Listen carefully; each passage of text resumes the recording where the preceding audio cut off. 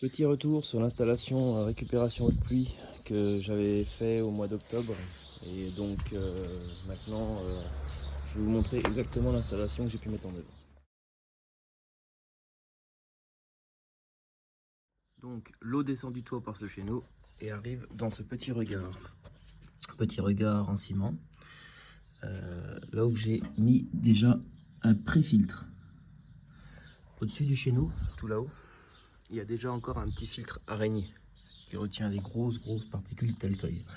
Ici, ça va retenir plus la saleté qui tombe du toit, genre mousse. Ça passe ici et il y a le tuyau qui va jusque dans la cuve. J'ai fait une petite plaque en béton justement pour qu'on puisse marcher dessus et que ça soit pas dangereux pour les enfants. Une fois qu'on enlève le couvercle, on accède à un autre filtre. Donc c'est encore un autre filtre que l'on peut enlever pour nettoyage. Bon, j'ai nettoyé il n'y a pas longtemps donc c'est propre. Hop. Donc l'eau elle arrive par là, elle va dans le filtre.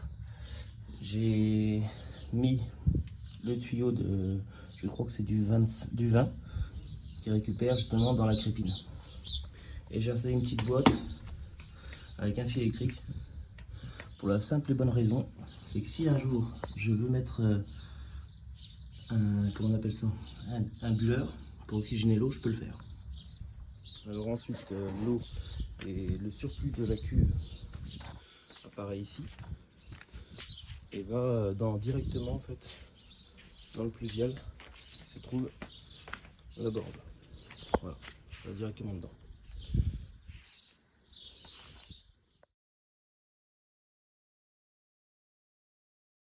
Installation en détail. Donc l'eau de la cuve arrive par ce tuyau là et arrive dans un premier filtre de 60 microns. Ok, j'ai mis 2 vannes quand je voudrais nettoyer le filtre pour empêcher l'eau de remonter jusqu'à la cuve et se vidanger. Ensuite, ça, j'ai acheté un petit surcompresseur Karcher BP3 Ohm 20 litres. Bon, je pense que c'est un peu léger pour ce que je voulais faire. À mon avis, il faut que je préconise plus un 50 litres. Donc je verrai par la suite peut-être pour le changer. Donc je le remettrai en vente. Il coûte 170 €. À mon avis, un 50 litres c'est le minimum. Mais bon, au début je voulais essayer.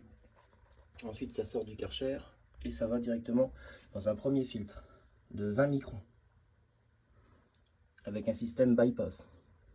Et dans un deuxième filtre de 5 microns.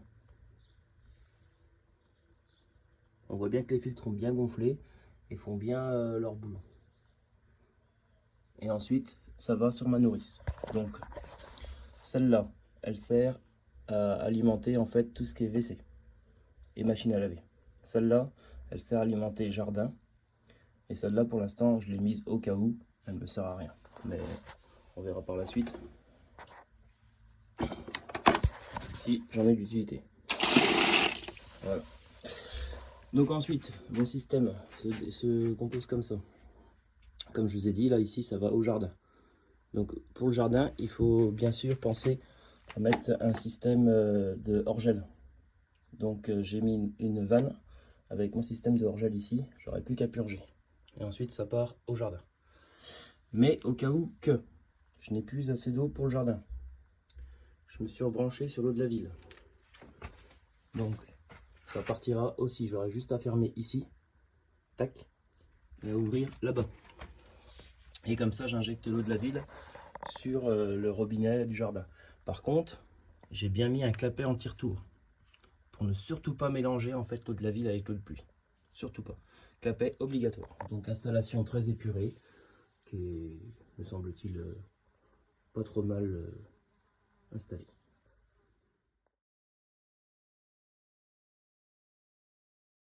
Il me reste à installer en fait l'eau que je vous ai montré qui arrive pour les toilettes avec une vanne. Et ici, encore un clapet anti-retour, car je vais l'installer sur aussi l'eau de la ville, la machine à laver et toilettes. Si jamais ma cuve est vide, je peux repasser sur l'eau de la ville. Donc j'aurai juste la petite manip à faire, c'est-à-dire fermer cette vanne là, ouvrir celle-là, et vice versa, faire l'inverse.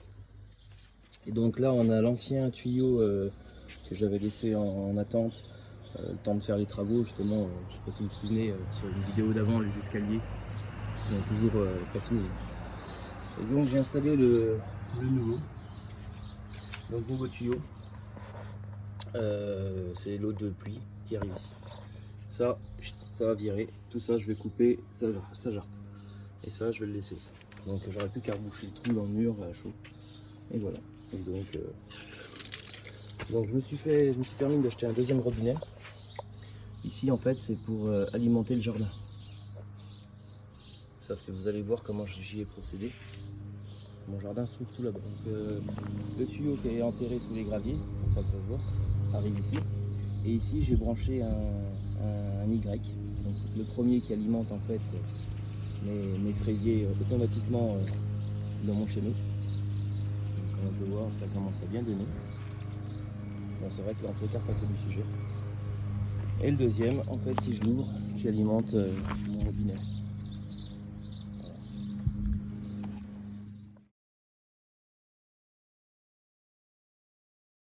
Si vous avez des questions, n'hésitez pas, laissez des commentaires, j'y répondrai très rapidement.